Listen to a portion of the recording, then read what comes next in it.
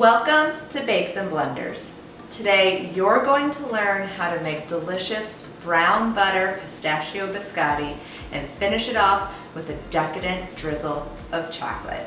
Let's get started.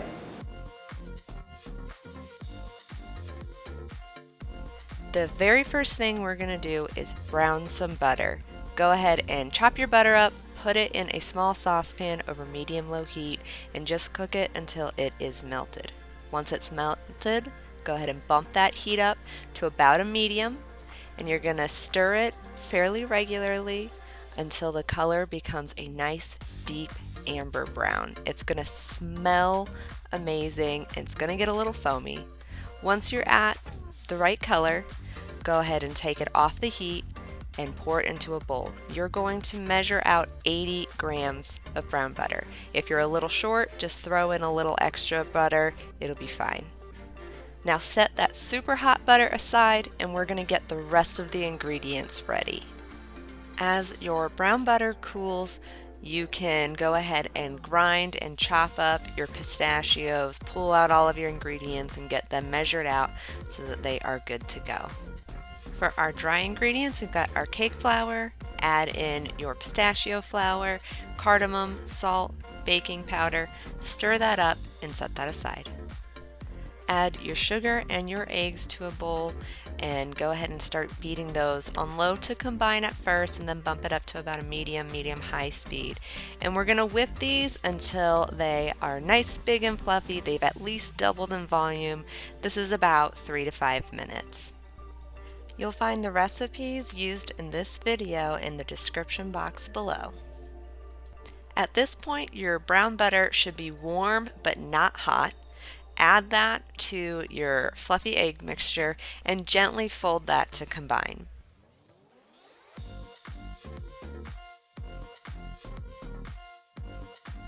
Then add your dry ingredients and again, gently fold that until it's basically combined. You don't want to knock out all that air that you just beat into your biscotti dough.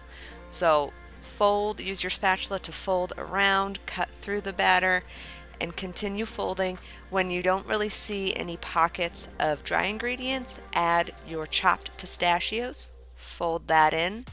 Now we can cover our bowl and set it in the fridge to chill for about 1 to 3 hours.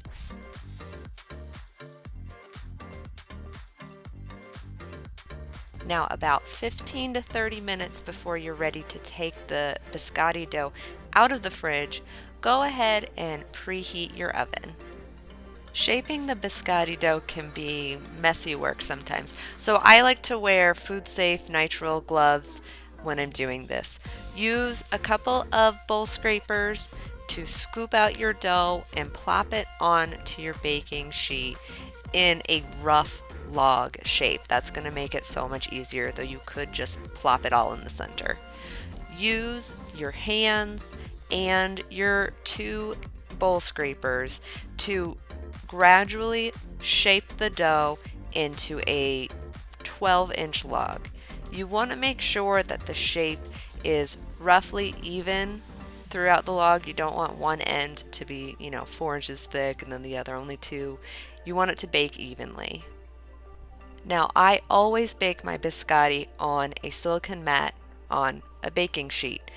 In theory, you could use parchment paper, but I feel like it would be very difficult to shape your dough because that parchment paper would be flying around as you're working with it.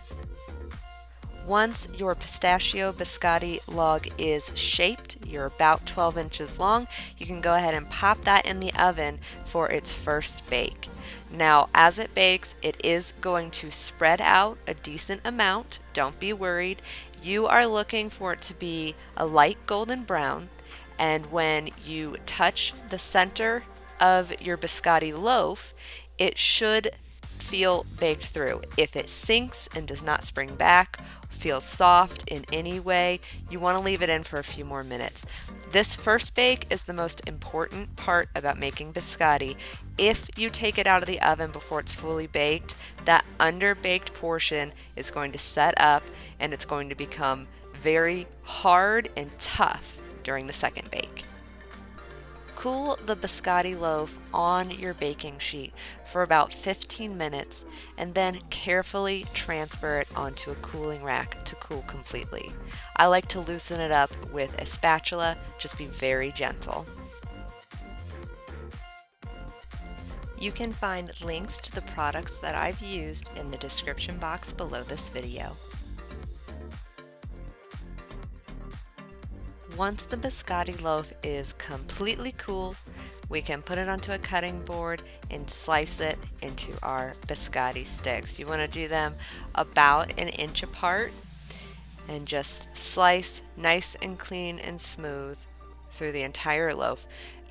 Depending on the size of this biscotti that you cut, you should get anywhere between 12 and 16 biscotti.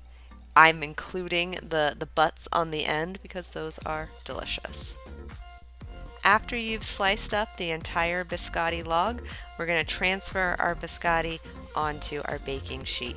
Now what you can't see is I put the same baking sheet with the silicone mat that I was using inside another of the same size baking sheet. This helps insulate the bottom, where there's now 2 pans and a silicone mat, so that the bottoms don't burn on this second bake. So I prefer to set my biscotti standing up on the baking sheet. You want to make sure that there's a bit of space between so that the air can circulate and flow through. But you could also try putting them on their sides, and then halfway through baking, when we go to rotate the pan, you would have to flip the biscotti over, all of them. Go ahead and pop your baking tray back into the oven, which is now at a slightly lower temperature, and bake for 40 minutes. Halfway through, go ahead and rotate your tray.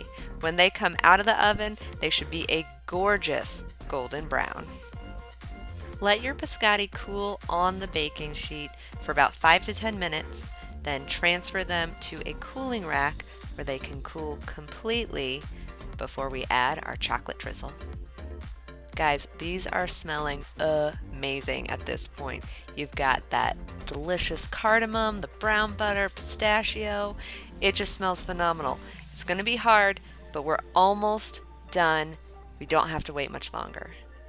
Melt about 1/4 ounce or 25 grams of chocolate and put it in a piping bag. Snip the end off, and you're just going to carefully drizzle chocolate across the top of each of your biscotti. Now, if you prefer to have your biscotti with the chocolate on the bottom, you can watch the video for my orange cardamom biscotti. I'll put a link up above and below, and I've got tips, and I'll show you exactly how to get a perfect coating on the bottom of your biscotti.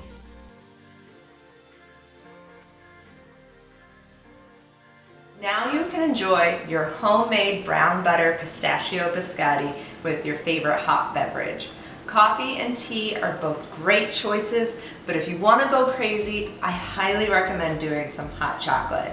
So I have got my biscotti right here. I like the end pieces because they're like extra crispy. They're super good. Got a little bit of coffee. Now let's see how they taste.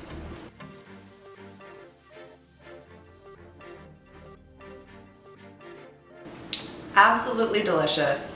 I really like the toffee notes that the brown butter adds to the biscotti.